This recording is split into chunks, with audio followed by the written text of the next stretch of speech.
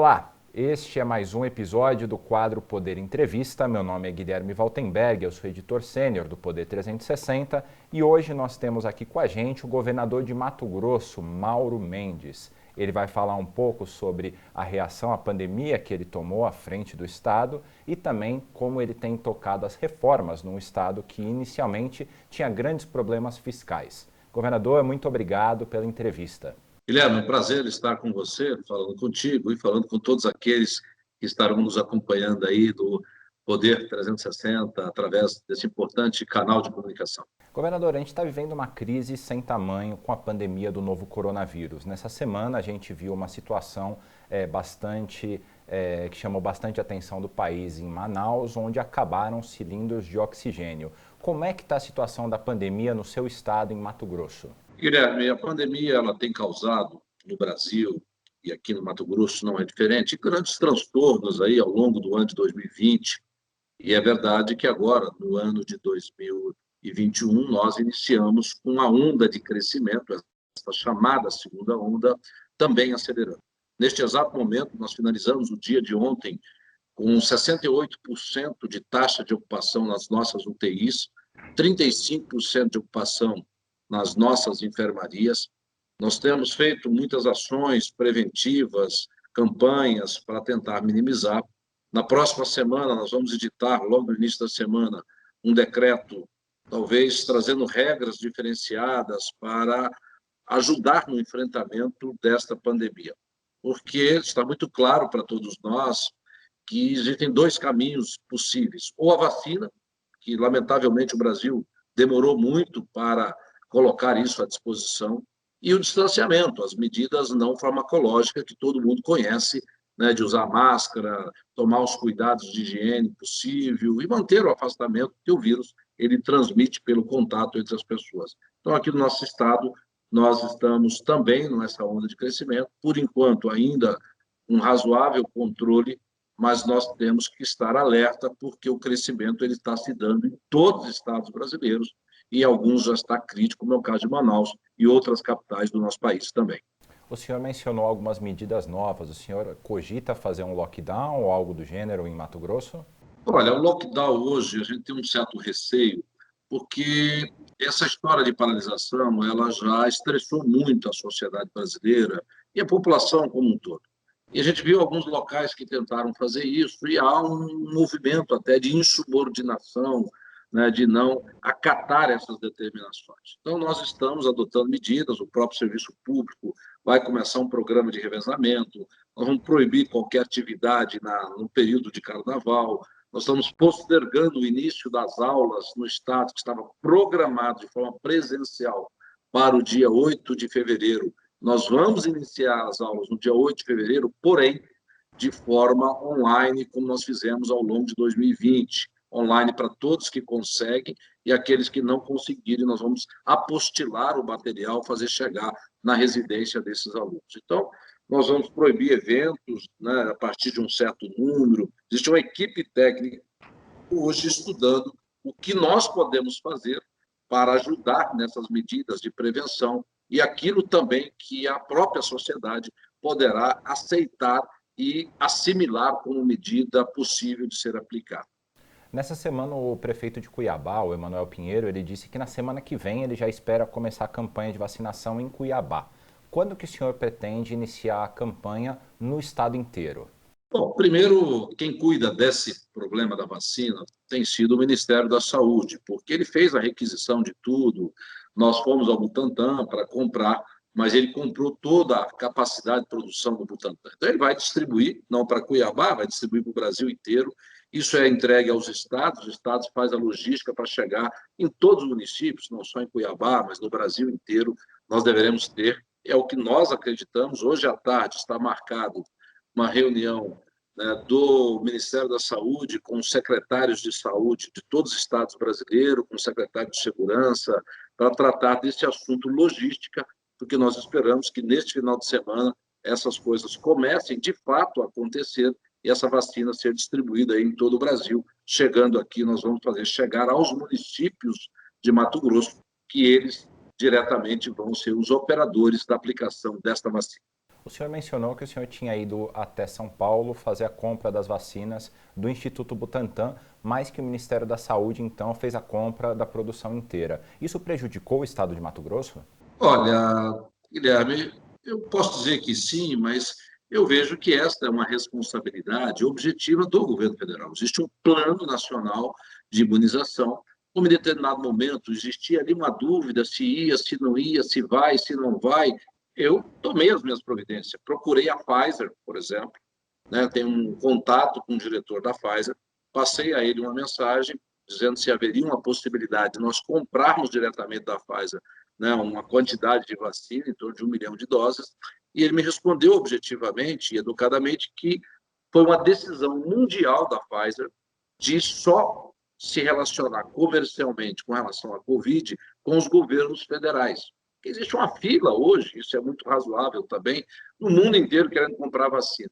Então, existe uma fila querendo comprar, é mais razoável que esse diálogo nos países ocorra centralizadamente através do governo federal. Então, por isso que não posso dizer que fomos prejudicados, mas eu tentei, continuo tentando. Nós estamos indo atrás de outros. Eu quero ver se eu conseguindo contato, estamos falando agora com outras que estão produzindo aí ao redor do planeta. Se nós conseguirmos, nós também vamos comprar para que nós possamos antecipar esse programa de vacinação aqui no estado de Mato Grosso. Dinheiro para isso nós temos, inclusive, reservado. Eu deixei reservado na minha Secretaria de Saúde um valor expressivo de recursos para que, se nós conseguirmos encontrar quem nos venda, nós iremos comprar essas vacinas. O senhor tem uma carreira como gestor público que pode ser considerada bem-sucedida. Foi prefeito de Cuiabá, saiu com aprovação em alta, foi eleito governador de Mato Grosso, apesar de concorrer com um governador no cargo que não foi reeleito. Então eu queria a opinião do senhor. Como é que o senhor avalia hoje a reação do governo Jair Bolsonaro à pandemia?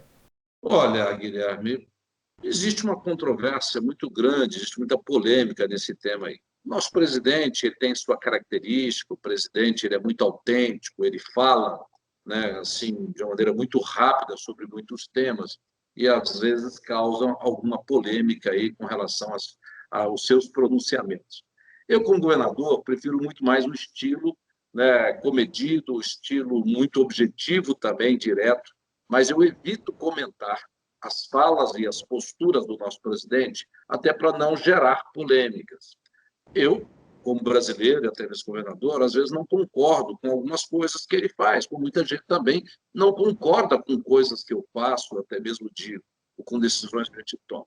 Mas eu evito comentar sobre aquilo que são as posições do nosso presidente, mas não há como deixar de reconhecer que o Brasil, né, deu uma pequena derrapada aí nessa largada da vacina e contra fatos, contra evidências, não há o que se questionar.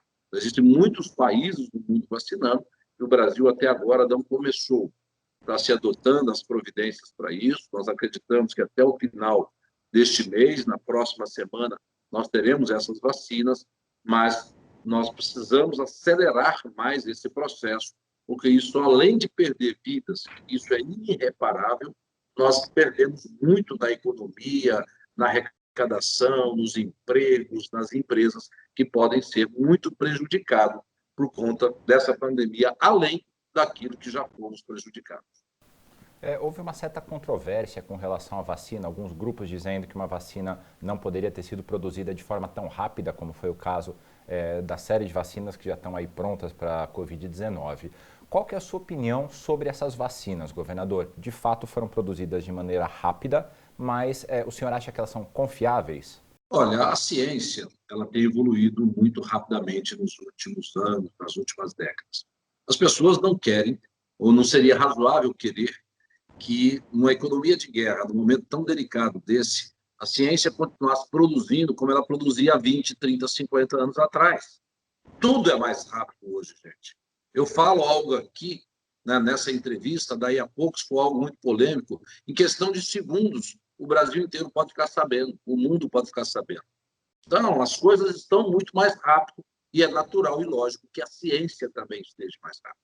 E a gente acredita ou não na ciência. Será que cientistas do mundo inteiro, os organismos de controle de países na Europa, países na América do Norte, Estados Unidos, tantos países estariam aplicando essa vacina se ela não fosse confiável? para lá, né? Então vamos ser mais tranquilos aí, vamos parar de falar, porque hoje em dia as pessoas leem uma manchete de uma determinada matéria e já se julgam especialista para dar opinião. Eu acredito na ciência, continuo acreditando nos nossos cientistas brasileiros, mundo afora, e se eles produziram essa vacina, eu entro na fila para tomar assim que ela estiver disponível para a minha faixa etária. E para tomar a vacina são necessárias seringas. O estado de Mato Grosso conseguiu fazer a compra de seringas para aplicação dessas vacinas? Nós temos hoje no nosso estoque 3 milhões de unidades de seringa, já está no estoque do governo do estado de Mato Grosso, e já compramos mais 3 milhões, né, que já conseguimos colocar processo de aquisição, já finalizou, estamos aguardando a entrega. Com isso, nós conseguimos vacinar, nós temos 3 milhões e meio de população no estado de Mato Grosso, estamos muito tranquilos nesse quesito.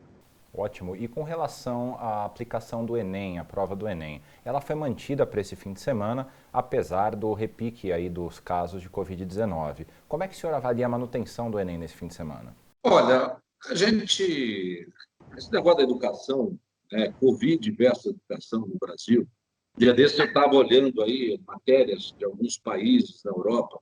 Eu vi em Portugal, por exemplo, nossos patrícios, lá eles fizeram um grande lockdown, pararam praticamente toda a atividade econômica e mantiveram a educação. Alguns países pararam tudo, mantiveram a educação. No Brasil, continuou tudo funcionando, menos a educação. Olha que paradoxo, olha que coisa reveladora, né? A importância que nós, brasileiros, estamos dando à nossa educação. Tem estado aí que tudo está funcionando. Praia está lotada, shopping está lotado, festa lotado, vida normal, empresa trabalhando, e a educação está parada. Então, isso é muito ruim, inclusive no meu estado. Não estou fazendo uma crítica a ninguém, a nós, brasileiros, aquilo que a nossa sociedade brasileira dá como importância à nossa educação. Então, o Enem, eu vejo que, feito com cuidado, as pessoas tomando as devidas cautelas, né, entrando na sala de aula com máscara, sendo feita a higienização, tomando todas as providências, na minha opinião, pode acontecer. Aqui nós estamos preparados para fazê-lo com todos esses cuidados. Mato Grosso foi um dos estados, um dos 5 estados com o maior número de mortes por milhão de habitantes desde o início da pandemia. E queria saber do senhor, houve algum erro no planejamento dos governos locais, ou houve uma baixa adesão da população, ou algum outro fator, na sua avaliação, justifica esse número elevado de mortes que teve no estado? Olha, Guilherme, a ciência ela tem alguns viés para poder explicar aquilo que acontece, mas na prática, sob a perspectiva do governo do estado de Mato Grosso, nós tomamos todas as providências. Nunca faltou medicamento aqui, não faltou recursos para abrir UTI, abrimos muitas UTIs. Nós conseguimos fazer muita coisa que, inclusive, não era da nossa responsabilidade de governo, e sim das prefeituras, porque a atenção básica, fazer a consulta em tempo adequado, é uma responsabilidade objetiva das prefeituras. Nós colocamos aqui na cidade de Cuiabá um centro de triagem que hoje, nesse exato momento, está atendendo 900 pessoas por dia, com médico, com medicamento, com tomografia, para ajudar nas medidas básicas e até mesmo preventivas para evitar que a pessoa chegue no hospital de maneira muito grave. Nós fizemos uma análise e o que nós observamos é que muitas vezes as pessoas estão procurando o hospital, né, quando já chegam lá com 60%, 70% de comprometimento, né, do seu pulmão. Isso dificulta o trabalho das equipes médicas. Esse é um fator muito presente no dia a dia.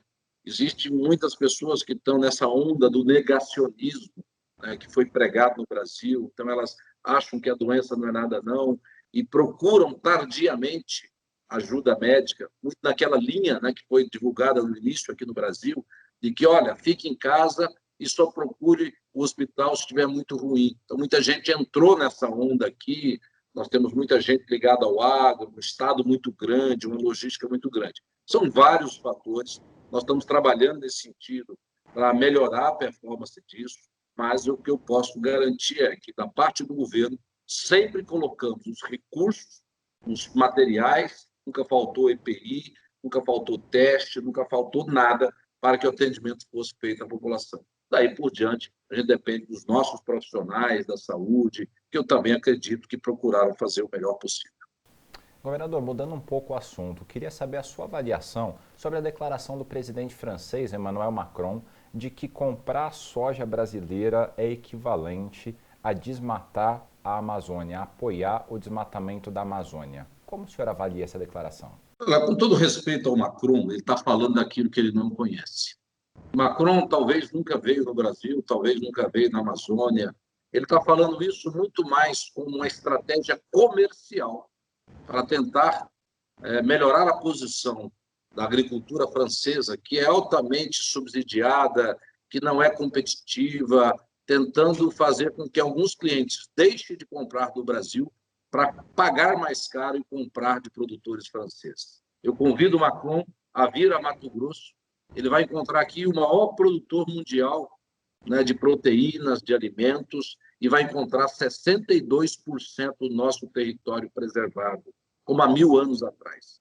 Eu desafio o seu Macron e a qualquer outro país do mundo a mostrar que eles são capazes de produzir tanto alimento como nós produzimos e ter 62% do seu território totalmente preservado, como há 1000 anos atrás.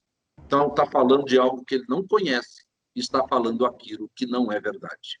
Por favor, seu Macron, venha a Mato Grosso para conhecer a verdade.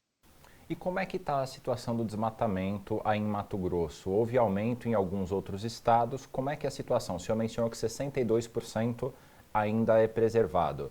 Como é que está a questão do desmatamento por aí? Olha, o desmatamento é sempre um problema. No início de 2019, talvez por uma interpretação equivocada de uma parte, né, dos pequenos produtores ou de alguns produtores, né, de algumas pessoas, do discurso do nosso presidente, eles acharam que podiam fazer, que não ia dar em nada. Não. Esse ano, nós estamos terminando o ano, terminamos 2020, Guilherme, com mais de 1,4 bilhão de multas aplicadas no Estado do Mato Grosso. E eu avisei para essas pessoas, gente, não aposte na ineficiência do nosso Estado. Nós temos um sistema que hoje consegue detectar qualquer desmatamento acima de 1 hectare. Se você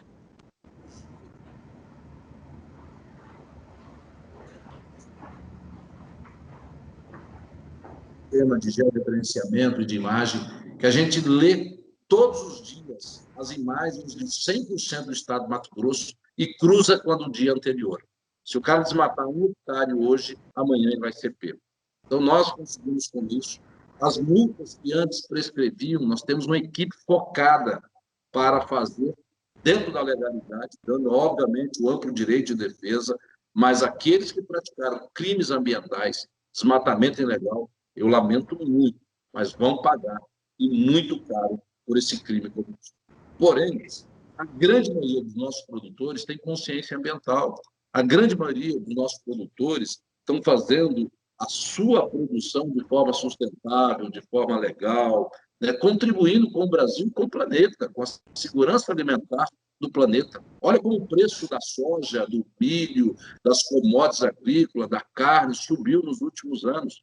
Então, nós temos aí uma grande contribuição ao Brasil, o equilíbrio das nossas contas externas e ao mundo também produzindo alimento, a segurança alimentar do planeta. No último ano, nós tivemos aí uma redução dos alertas em 30% e fechamos o ano, né, com um crescimento ali muito pequeno, de 4%, né, no ano, quer dizer, que é praticamente estável, mas isso se deu muito por um efeito, que a medição é feita de junho, né, a julho, então pegou um pouco o fenômeno lá de 2019, como eu disse inicialmente, muita gente acreditou ou interpretou equivocadamente a mensagem, né, do novo governo federal e achou que poderia desmatar e ficaria por isso mesmo. Mas neste ano já houveram muitas reduções e nós vamos fechar esse período 2020-2021 seguramente com reduções aqui no nosso estado, porque nós temos sido implacáveis e continuaremos sendo com qualquer desmatamento ilegal. Aliás, não é só com o desmatamento, não. Nós estamos sendo implacáveis com o sonegador, né? Nós estamos sendo implacáveis com quem pratica qualquer ilegalidade aqui no nosso estado. Esse valor que o senhor mencionou, de pouco mais de 1 bilhão em multas, esse valor é recorde? Eu acredito, já mandei levantar isso nos últimos anos, eu acredito que é um valor recorde né? Ontem, aliás, né, eu mandei fazer essa comparação nos últimos 10 anos, o valor de multas. Agora, mais do que multar, nós estamos dando efetividade nessa multa. O cara que recebe uma multa, se ele recorrer, vai ser dado a ele o direito de defesa, né? Transitou em julgado essa multa administrativa, ela vai para a dívida ativa do Estado, e, na sequência, se ele não pagar, ele tem o nome dele escrito, né, nos órgãos de proteção ao crédito, que assim a legislação permite. Então, isso está trazendo e cada vez mais vai trazer consequência. Hoje, uma multa, quando ela chega no órgão ambiental, que nós digitalizamos todo esse processo, ela já chega automaticamente no Ministério Público, que além da multa, ele vai responder civil e criminalmente por este ato ilegal praticado. Então, eu tenho avisado e falo sempre, olha, me desculpe, não estou ameaçando ninguém, estou avisando que a lei existe, eu tenho obrigação de cumprir e nós seremos implacáveis no cumprimento, na proteção do meio ambiente e na proteção da ilegalidade. Por isso que me irrita muito quando eu vejo alguém lá de um outro país, respeito muito os franceses, mas o seu Macron, ele está mentindo a respeito, principalmente, do nosso Mato Grosso. Uhum. E o senhor acha que o discurso do presidente Bolsonaro, que o senhor mencionou aí ao longo da sua resposta anterior, de alguma forma ele prejudicou as vendas do agronegócio mato-grossense no exterior, já que uma boa parte da produção de Mato Grosso é exportada? Não, Guilherme, não podemos dizer que prejudicou, porque tudo que nós produzimos aqui, nós conseguimos vender. Eu não tenho notícia no Mato Grosso, nem no Brasil, de que alguém calhou, né, com soja, com milho ou com carne. Muito pelo contrário, o mercado internacional dessas commodities alimentares está muito demandado. Porém, nós temos que ter clareza de que a nossa relação com os mercados internacionais são relações importantes. O Brasil depende muito dessa pauta do agronegócio. O agronegócio brasileiro, do qual Mato Grosso é o principal protagonista, é o maior produtor brasileiro, disparado entre todos os estados, nós somos o maior PIB agrícola do Brasil, nós temos que tratar isso com uma certa responsabilidade, porque em algum momento esse mercado internacional pode não estar assim tão demandado como está nesse momento, e aí uma barreira, né, as chamadas barreiras, né, não tarifárias, as barreiras ambientais, podem prejudicar muito o nosso país. Por isso que eu procuro tratar aqui em Mato Grosso com muita responsabilidade. Nós temos que cumprir a lei. Se alguém tem o direito de desmatar, está na lei brasileira, que é uma das leis, não, é a lei mais rigorosa do mundo na proteção do meio ambiente. Agora, se essa lei, que é muito rigorosa, permite o cidadão desmatar, ele tem que ter o direito de matar. Agora, se não permite, não desmate, não. Pelo menos aqui em Mato Grosso, você vai sofrer consequências muito graves a respeito disso. O senhor é um industrial, apesar do seu estado ser o mais pujante aí no agronegócio no país. E como industrial, o senhor avalia que chegou uma hora, chegou o momento de a indústria e o agro dialogarem mais para tentar fazer produtos de maior valor agregado no país? Olha, Guilherme, isso é um caminho inevitável e é um caminho que já vem ocorrendo no Mato Grosso já de alguns anos. Entretanto, quando você produz para vender para alguém, esse cliente ele tem uma força muito grande e alguns mercados para os quais nós vendemos, esses países eles não querem comprar produtos industrializados, eles querem comprar produto in natura para industrializar lá nos seus países. E ora, o cliente ele também tem uma força muito grande. Se o cara diz, olha, eu não compro assim, eu só compro assim, se nós tivermos alternativa e condições de industrializar tudo aqui e impor ao mercado internacional esta regra, ótimo, vamos fazer. Estamos caminhando para isso, existe um programa de industrialização aqui no nosso estado, nós remodelamos os incentivos fiscais e atraímos muita gente com a segurança jurídica. Mato Grosso hoje é um estado que oferece boas condições para a sua industrialização, estamos investindo muito em infraestrutura, a infraestrutura está melhorando no nosso estado. Mas, por mais que nós façamos a lição de casa, o mercado, o desejo dos nossos clientes, ele tem uma força muito grande. Mas nós vamos continuar fazendo a lição de casa para continuar melhorando o processo de industrialização aqui no estado de Mato Grosso. Falando agora um pouco sobre Brasília, o senhor é uma das lideranças do DEM, que tem influência sobre a parte da bancada do partido, e agora a gente está aqui em Brasília vendo o processo de formação das chapas e de consolidação dos candidatos. O senhor tem alguma preferência por algum dos candidatos a presidente da Câmara, ou seja, Arthur Lira ou Baleia Rossi? Olha, o Arthur Lira gentilmente nos visitou aqui, né? Eu não estava aqui no dia que ele programou para vir a Mato Grosso, estava num compromisso familiar, mas nós o recebemos aqui, o meu secretário de Fazenda o recebeu. Conheço ele, é um político experiente, habilidoso, que tem todos os predicados para comandar, né, a Câmara Federal. O Baleia, também da mesma forma, o conheço, é do PMDB, ele se programou para vir a Mato Grosso visitar aqui nos próximos dias, terei enorme prazer se estiver aqui em recebê-lo. Acho que são dois grandes nomes, ambos têm qualidades e predicados para exercer essa importante e nobre função. Eu, como governador, não tenho voto nenhum, eu não voto nesse processo. Os nossos deputados aqui têm a autonomia. Então, eu, gentilmente, vou receber a todos. Torço para que qualquer um que ganhar tenha consciência da importância do papel, tenha consciência que hoje algum dos males desse país está na ineficiência das leis deste país. Vou citar um exemplo disso que eu estou falando. A lei de licitações tem quase 30 anos. Quanta coisa mudou, quanta coisa evoluiu, e nós não fomos capazes de evoluir a lei de licitação nesse país. Então, isso depende do Congresso Nacional. Muito dos males, eu tenho dito e vou repetir aqui, o Congresso Nacional ele é pai e mãe de alguns dos grandes problemas que se arrastam ao longo dos anos nesse país, porque não foi capaz de fazer a atualização dessas leis. A lei de licenciamento, o novo marco de algumas áreas importante, a reforma administrativa. Gente, nós não aguentamos esse custo do Estado brasileiro se nós não formos capazes de enfrentar alguns dos problemas que estão na essência. Depois de fizermos uma reforma administrativa, aí sim vamos fazer uma reforma tributária justa, porque se não formos capazes de reduzir o custo do Estado brasileiro, nós não vamos reduzir o custo dos impostos que nós, brasileiros, temos que pagar para sustentar esse Estado ineficiente que é o poder público na grande parte do nosso país. Então, eu torço que qualquer um deles que ganhe tenha a coragem de fazer e tenha o discernimento de saber o que fazer para ajudar o Brasil como presidente da importante Casa de Leis, que é a Câmara Federal. E no Senado, o seu partido já praticamente liquidou a fatura. O Rodrigo Pacheco ele já tem apoio, que a gente já contabilizou, de 44 senadores, ou seja, o suficiente para ser eleito. Como é que o senhor avalia a postura dele, o político que ele sendo do mesmo partido do senhor? Olha, o Rodrigo, independente de ser do meu partido, Democratas, mas ele tem demonstrado ao longo da sua trajetória, primeiro, uma pessoa experiente, equilibrada. O Senado é a casa do equilíbrio, que é ali que todos os estados brasileiros têm o mesmo peso.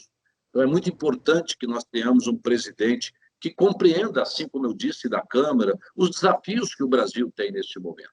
Nós vivemos um momento muito perigoso da história do nosso país. Vamos chegar aí a 100% de dívida em relação ao PIB. O Brasil está há alguns anos sem encontrar o caminho do crescimento. Nós entramos em crise em 2014, já são 6 longos anos de baixo crescimento ou de PIB negativo. Nós estamos tomando o mesmo caminho que tomou a Argentina ali no início dos anos 2000, que entrou em crise e nunca mais encontrou o caminho, né, do crescimento sustentável. Então, é importante que as lideranças nacionais compreendam isso, saibam o que fazer e tenham coragem de fazer. Porque muitas vezes até sabem, mas não têm a coragem. Olha muito mais para o voto do que para o resultado que vem no médio e longo prazo. Aqui em Mato Grosso, eu digo isso com tranquilidade, porque nós fizemos isso. No primeiro ano do meu mandato aqui, eu era vaiado por servidores, eu era vaiado por produtores, muita gente reclamava. 2 anos depois, tem muita gente já aplaudindo, porque o resultado de um Estado equilibrado, de uma nação equilibrada, ele vem na porta da casa de todos nós cidadãos. Então, eu espero que o Rodrigo, que é um político experiente, né, um político maduro, né, tem aquele jeitão de mineiro dele, muito simpático, né, com esse apoio todo, não é à toa, né, eu tenho certeza que o Davi está ajudando muito nisso, muitos parceiros dele estão ajudando nisso. mas eu desejo, acima de tudo, que ele vença as eleições, vou torcer por isso, mas, acima de tudo, que compreenda e que faça aquilo que o Senado precisa fazer pelo nosso país. O nosso tempo aqui já está acabando, governador, mas eu queria muito que o senhor falasse sobre o processo de enfrentamento da crise fiscal de Mato Grosso que o senhor conduziu desde que assumiu o cargo. O senhor já fez a reforma da Previdência, fez uma série de mudanças administrativas, e o que mais que o senhor fez e o que o senhor pretende fazer agora para que a situação fiscal do Estado melhore? Olha, Guilherme, nós assumimos o governo do Mato Grosso em janeiro de 2019 com a situação fiscal muito ruim. Salário atrasado, 13º atrasado, quase 500 obras paralisadas, a cadeia de fornecedores totalmente corrompida por atraso de 4, 5, 6 meses. Era uma situação extremamente ruim. Adotamos uma agenda que alguns chamavam de dura e eu sempre chamei de necessária. Eu sempre disse que eu estava fazendo aquilo que é o óbvio, que é cortar despesa e trabalhar para aumentar a arrecadação. 2 anos depois, deu resultado. Nós temos um Estado hoje equilibrado, nós temos um Estado totalmente adimplente com seus servidores, fornecedores, obras retomadas, um pacote de obras gigante. Este ano de 2021, nós deveremos investir próximo aí de 15% da nossa receita corrente líquida. Talvez, não conheço o número de todos os estados brasileiros, mas talvez nenhum estado chegue próximo disso. Então, isso foi fruto de uma agenda dura, responsável, correta, mas que agora já produz resultado, porque quando o Estado cumpre bem o seu papel, ele cria aquilo que é chamado de ambiente de negócios positivo, ele inspira novos investimentos da iniciativa privada, ele investe em infraestrutura que traz junto o investimento da iniciativa privada, que gera empregos, que gera consumo, que gera um ciclo virtuoso de crescimento. Então, eu tenho certeza que 2021 será um ano muito positivo, que o governo do Estado vai cumprir o seu papel como organizador da sociedade, como estrategista dos investimentos e do equilíbrio entre os cidadãos, entre os setores empresariais, e isso vai retroalimentar os importantes investimentos que já acontecem no nosso Estado, por ser ele muito vocacionado para o agro, que está num momento muito bom. Então, a nossa atuação tem sido muito focada nisso, fazer aquilo que é preciso fazer, e às vezes o que é preciso fazer é muito óbvio, basta ter coragem para fazer e não ficar pensando só nos votos que você pode ganhar ou perder com as suas decisões. Estou muito satisfeito com o desempenho nesses 2 primeiros anos aí do nosso mandato e do governo do Estado do Mato Grosso e de todos aqueles que estão ao nosso lado. Governador, eu queria agradecer ao senhor por essa entrevista, onde o senhor falou sobre pandemia, sobre as questões relacionadas ao agronegócio e também sobre a situação fiscal do Brasil e de Mato Grosso. E queria convidar você que está assistindo ao nosso vídeo para seguir o nosso canal e apertar esse sininho que você vê logo aí embaixo da nossa tela, para que esteja sempre atualizado com relação às nossas próximas entrevistas.